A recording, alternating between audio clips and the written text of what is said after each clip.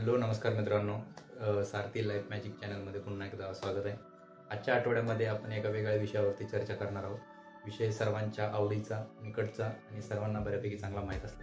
पण मित्रांनो, या विषयामध्ये बऱ्याच वेळा काही लोक पारंगत असतात आणि काही लोक त्यामध्ये खूप प्रयत्न करून देखील पारंगत होऊ शकतात. वेगवेगळी कारणं आहेत त्या विषयांची. तर आपण प्रयत्न करूया की माझे जे काही एक्सपिरियन्स आहे ते शेअर करतो मी तुमच्याशी आणि त्याच्यातून प्रयत्न करूया की आपण कशा प्रकारे तुम्हाला मदत होईल. विषयाला हात घालण्याच्या आधी हा जो विषय आपण आज चर्चेत घेतलेला आहे त्याचं कारण असं आहे की हा विषय सर्वांच्या रोजच्या जीवनातला भाग आहे. रोज याच्यावरची सर्वजण काम करत असतात. मुळात जगात ज्या काही घटना आणि गोष्टी घडत आहेत त्यातल्या 99% गोष्टी या फक्त आणि फक्त त्याचं मोटिव्ह हाच विषय असू शकतो आणि आहे असं मला खास वाटतं. आतापर्यंत तुम्हाला लक्षात आलंच असेल कदाचित हा विषय आहे आपल्या मनीबाईचा, विटॅमिन एम. तर विटॅमिन एम ह्या गोष्टीवरती बोलताना मला असं वाटतं की भरपूर लोकांनी चांगले चांगले पुस्तक लिहिलेले आहेत. गुगलवर तुम्हाला भरपूर व्हिडिओज भेटतील. गुगलवरती भरपूर डेटा आहे, आर्टिकल्स आहेत. पैसा कसा कमवावा, कमवलेला पैसा कसा वापरावा, वापरून झाल्यानंतर त्याचे काही इथिक्स, मूल्य आहेत, ती नंतर खर्च कसा करावा, बचत कशी करावी, भरपूर गोष्टी आहेत त्याच्यामध्ये मित्रांनो. पण मित्रांनो, मला असं त्यातलं काही बेसिक गोष्टी ज्या मी माझ्या आयुष्यात एक्सपिरियन्स केल्या त्या मी तुम्हाला सांगतो. वयाच्या 28-29 वर्षापर्यंत आल्यानंतर तुम्हाला सरासरी ह्या गोष्टीची बऱ्यापैकी जाणीव झाली असेल. भरपूर लोक या एजमध्ये पैसा कमवत असताना काही लोक त्याच्यामध्ये इन्व्हेस्टमेंट करत असतात, काही लोक ते पूर्णपणे खर्च करत असतात. अशा भरपूर गोष्टी वेगवेगळ्या पर्सन टू पर्सन हे डिपेंडंट आहेत मित्रांनो. याच्यामध्ये डेफिनेटली पैसा कमवणं ही आजच्या घडीला सर्वात महत्त्वाची गोष्ट आहे. मुळात कुठली जगण्यासाठी लागणारी कुठली मूलभूत गरज असं बघता जर अन्न, वस्त्र, निवारा ह्या गोष्टी जर चांगल्या प्रकारे उत्तमरित्या हव्या असतील तर आपल्याला पैसा हा कमवणं खूप गरजेची गोष्ट आहे. कमवलेला पैसा उत्तम रीतीनं वापरताही आला पाहिजे, तो व्यवस्थितरित्या खर्चही करता आला पाहिजे. कमवताना त्याच्यामध्ये काही इथिक्स असतात ते वापरता आले पाहिजेत. असं नाही की पैसा कमवणे, गॅम्बलिंग करून पैसा कमवते, सट्टेबाजी करून पैसा कमवते, दुसऱ्याला लुटून लुबाडून पैसा कमवते. तो पैसा कमवण्याच्या मेबी वेगवेगळ्या पद्धती वेगवेगळ्या व्यक्तीनुसार असू शकतात. परंतु पैसा हा इथिकली जर कमवला तर तो जास्त दिवस टिकतो आणि तो टिकवण्यासाठी आपल्याला जास्त कष्ट करावे लागत नाही, असं माझं एक स्वतःची धारणा आहे.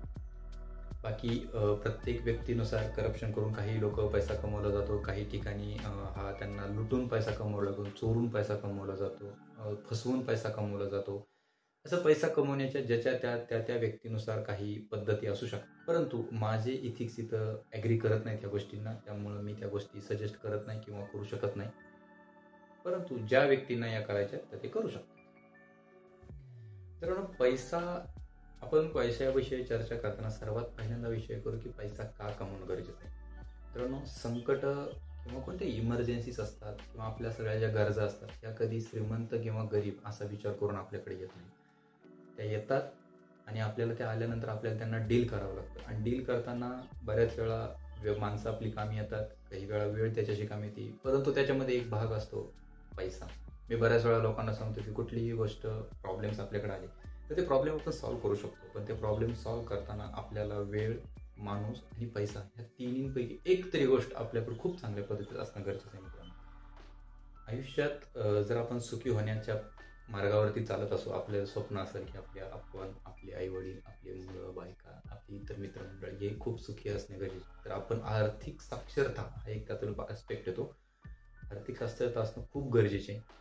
मुळात मी त्याचं एक बेसिक पॅरामीटर सांगतो की जेवण करताना किंवा झोपताना जर आपण पैशाविषयी विचार करत असेल तर मित्रांनो, आपण आर्थिक साक्षरता होणं खूप गरजेची गोष्ट आहे आणि आपण पैसा कमवणं खूप गरजेची गोष्ट आहे. तर आलेला पैसा कसा वापरावा याच्याबद्दल मी काही टिप्स नक्कीच पुढच्या व्हिडिओमध्ये मी शेअर करेन. पैसा जो आहे तो कशा प्रकारे योग्यरित्या वापरला पाहिजे, त्याच्याबद्दल कशा सजग राहिलं पाहिजे, त्याचे कोणते स्टेप्स आहेत. सॅलरीड पर्सन असतील त्यांनी कशा प्रकारे पैसा वापरला पाहिजे, तो पैसा त्यांना भविष्यात कसा उपयोगी होऊ शकतो, तो आलेला पैसा वाढवला कसा पाहिजे. कारण फक्त मोस्टली सॅलरी लोक जे असतात त्यांच्याकडे पैसा येत असतो खूप प्रमाणात, त्याच्या पगारातून येत असतो, पण तो एक बजेटेड आणि मंथली तेवढाच येत असतो. आपल्याला आलेला पैसा त्यातून आपलं घर चालवून सेव्हिंग करून आणि पुढे इम्प्रूव्हमेंट सुद्धा करणं गरजेचं आहे आणि आलेला पैसा हा ग्रो करणं गरजेचं आहे. हा करण्यासाठी आपल्याला काही टिप्स फॉलो करावं लागतील, त्या मी येत्या व्हिडिओमध्ये तुम्हाला नक्की शेअर करीन पुढं. त्याचबरोबर एक पुस्तक आहे जे आपल्याला पैशाबद्दल काही माहिती देते. एक नाही, असे अनेक पुस्तकं आहेत, पण मी मराठी वाचकांसाठी एक पुस्तक सजेस्ट करीन, ते नेक्स्ट व्हिडिओमध्ये मी तुम्हाला देत आहे. तर त्याच्यामध्ये त्यांनी पैशाबद्दलच्या गोष्टी सांगितल्या. पैसा कसा कमवावा, त्याच्यासाठी तुमचे पर्सनल इथिक्स कसं असले, तुमच्या व्हॅल्यूज कशा असल्या पाहिजेत, आलेला पैशाचं मॅनेजमेंट कसं करायचं, त्याचा ग्रो कसा करायचा, अशा भरपूर गोष्टी टिप्स यांनी भरपूर दिलेल्या आहेत. 40-45 टिप्स आहेत, तुम्ही त्या नक्की फॉलो करू शकता. येत्या व्हिडिओमध्ये त्याची तुम्हाला डिटेल्स भेटून जातील, पुस्तक कोणतं आहे, काय आहे. पैशाबद्दल एक जाता एक गोष्ट अशी सांगू इच्छितो की जर आपण पैशाला जपलं मित्रांनो, तरच पैसा आपल्याला जपेल आणि जगवेल.